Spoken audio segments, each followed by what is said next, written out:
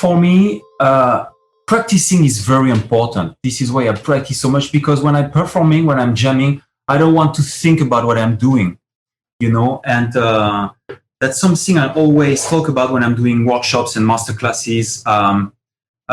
When you show up in front of a crowd or in front of a camera for a performance, you shouldn't be thinking about what you're doing. It's like driving. When you drive a car, you don't think about what you're doing with the